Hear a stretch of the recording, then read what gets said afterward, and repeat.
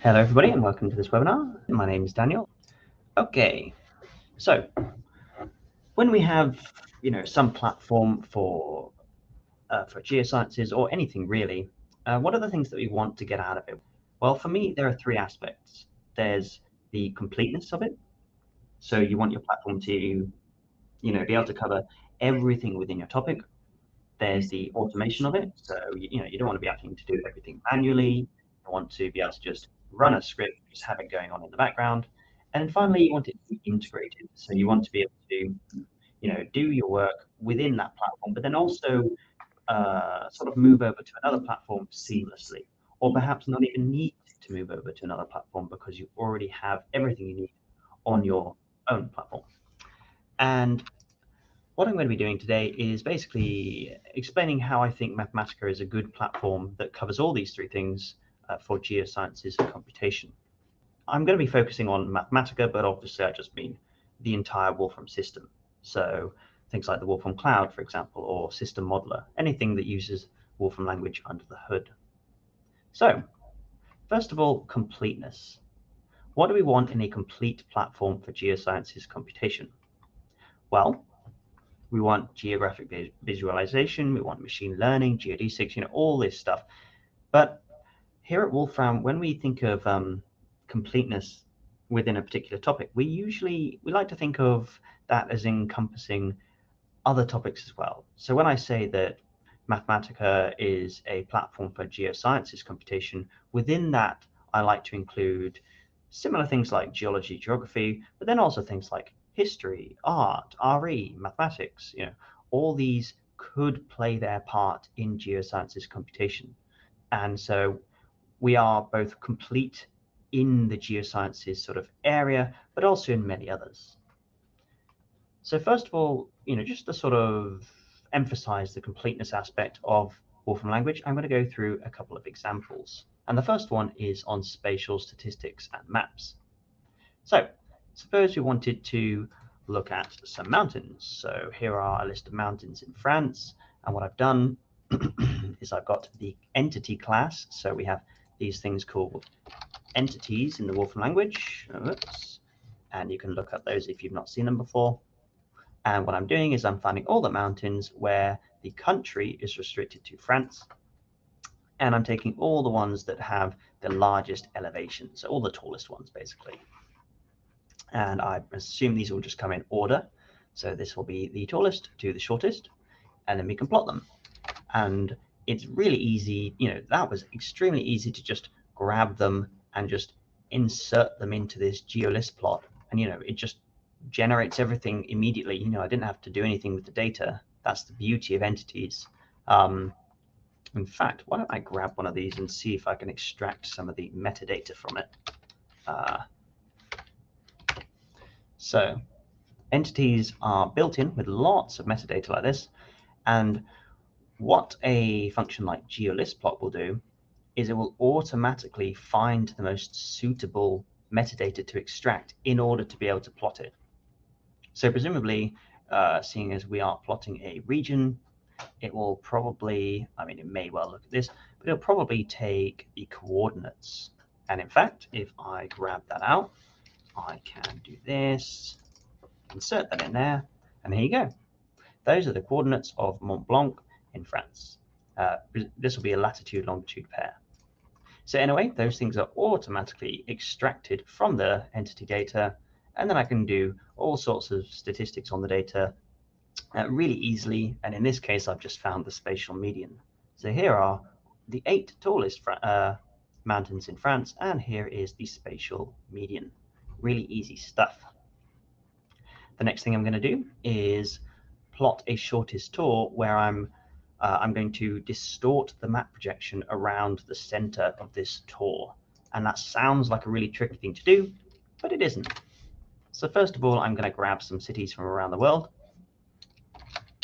I chose these pretty much at random, but I believe the way that you could do this yourself is using random entity. So I could do that, and that will give me a random city around the world. I guess I could probably do this. Yep, there you go. So I could have done it like this instead. to generate 5 random cities.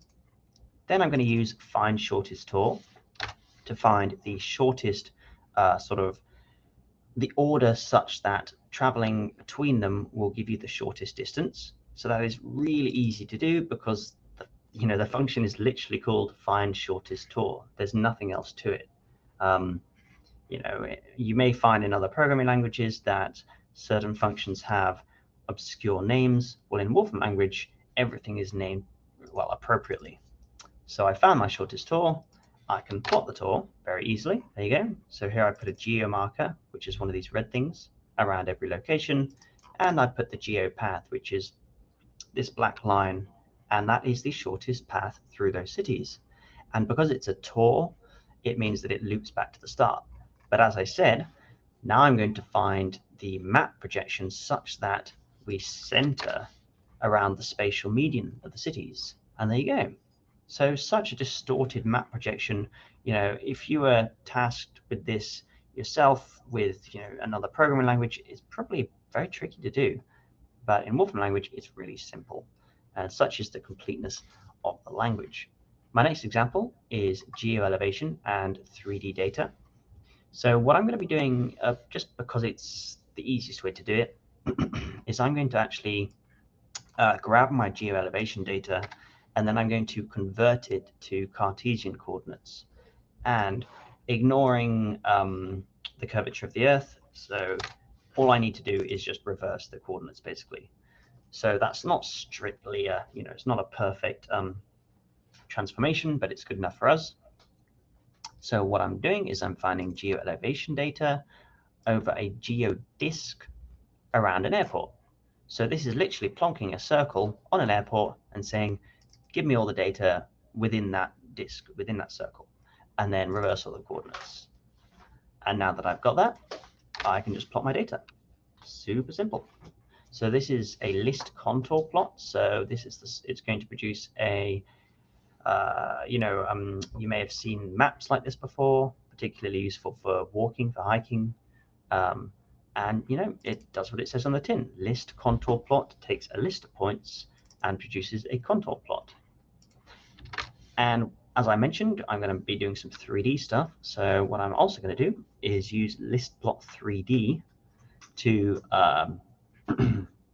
what am I doing here? Yes, to actually plot the elevation data. And then I'm just going to combine that with a blue plane, which is a nice way of saying, where does the sea come up to this airport? So as you can see, this is the land above the water, and this is the land below the water.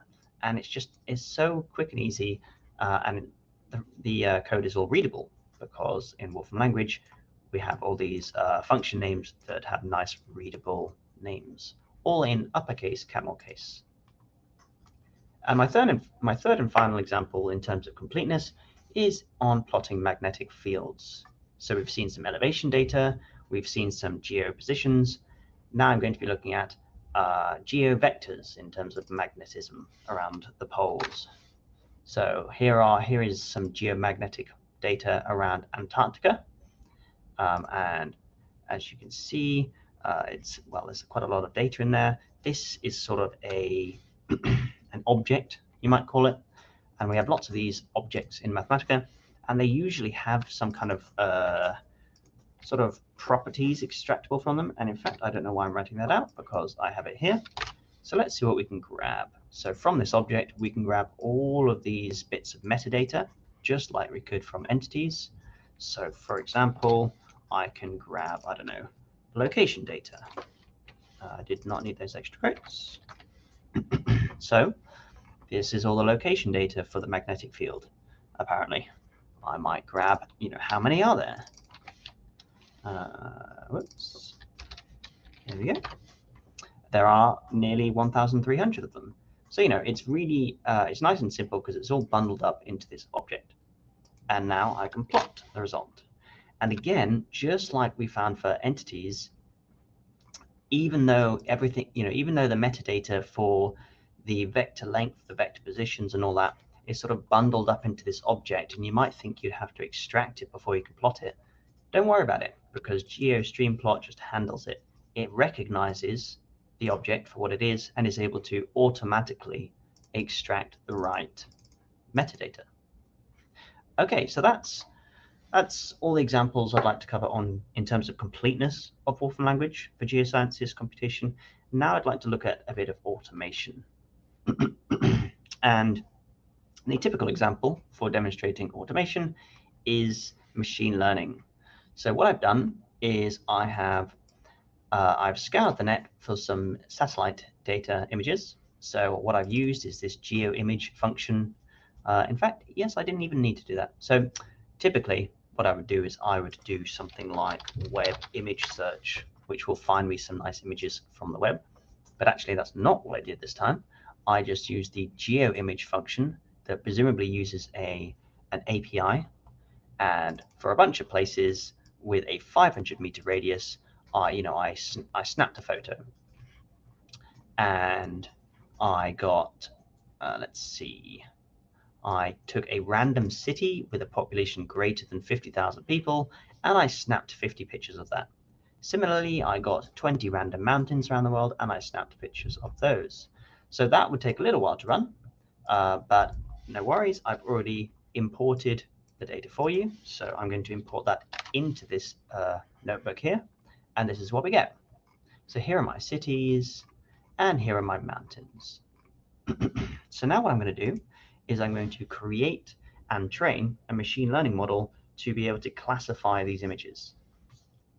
So, it's going to see this image, and I've labeled that as a mountain, and so it's going to somehow learn from that image and say, what are the characteristics of this image that make it more mountainy than the city images above. I won't know what it's learning about, so that's one of the downsides of machine learning, that it's often a black box kind of model. It's quite difficult to see inside, see what it's doing, but we're working on that all the time to try and make that a bit clearer to the user. But anyway, the fact is, in terms of automation, that this is a really, really easy thing to do in Wolfram language. You literally just do classify of data. That is it. Now, obviously, this is not going to produce the absolute best model ever, certainly not with only 40 images, but the thing is, it still was able to do it choosing a method automatically, very quickly, very easily, absolutely minimal code required, and you don't need to know anything about machine learning to apply it. That's the wonderful thing about Wolfram language, that you don't need to be an expert in a subject to at the very least do a bit of prototyping in it. So here I am, I've got my classifier, and now I can apply it to some unseen images. So just me right now as a human, I can see that the first half looks to be mountains and the second half looks to be cities. So let's see how well the classifier does. Okay, so it happened to get 10 out of 10, which is very good.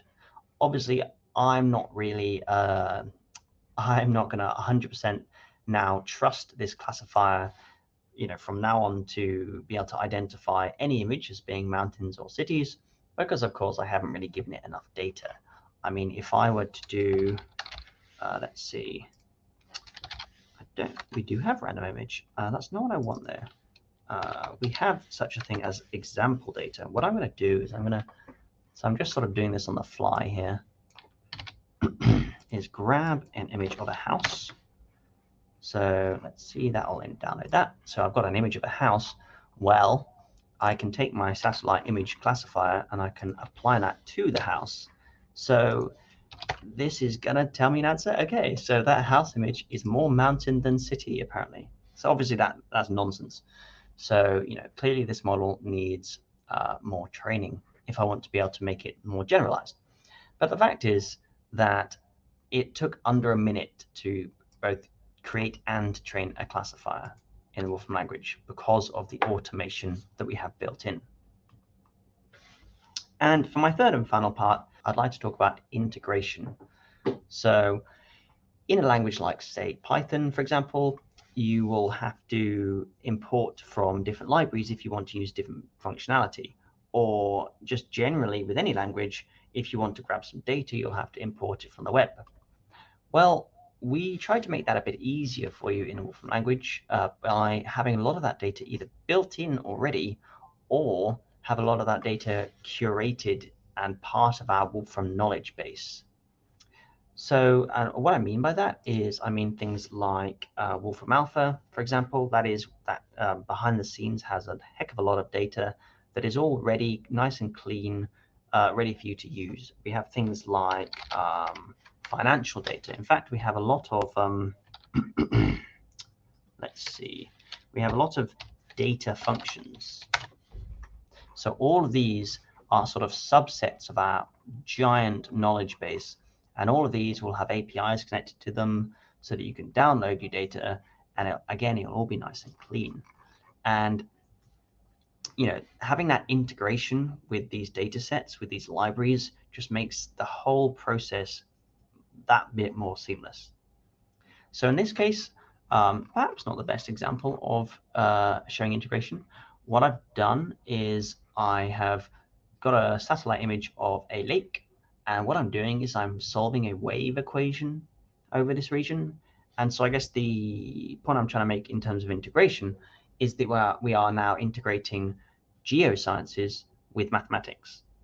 So and image processing and differential equation solving. So in this case, I've got my image, I've processed it, so just binarized it basically.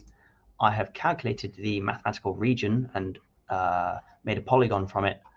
I've calculated then the eigenmodes of that. So these two sort of steps go together. These would be, the sort of frequencies at which a surface of this shape might vibrate. And then finally, I've created an animation showing the propagation of vibrations over that surface. There you go. Now, obviously, it's a very, it's not an accurate image at all, but I thought it might make a nice example. And just for you, I've kept in the code. So if you double click on this code, on this bracket on the right hand side, then you'll see all the elements of generating that example there. A lot of code there. So as you can see, as well as this geosciences here, so we've got this geographical Great Salt Lake. We also have our image processing. So I'm binarizing the image. I'm removing a bit of, I'm creating a mask here and removing some of the sort of poor, there'll be a sort of smudge over it in that shape, and I'm getting rid of that. We're solving for eigenmodes using ND eigensystem. So the N here stands for numeric. So this explains the fact that it's not a perfect solution. It's only approximated because it's numerical. And then finally, we're plotting the whole thing using graphics. So, there are a lot of different elements there, all integrated seamlessly. So in conclusion, Wolfram Language, or rather Mathematica, which is our sort of platform for writing Wolfram Language code, is a complete, highly automated and integrated system for geosciences computation. Thank you very much for listening.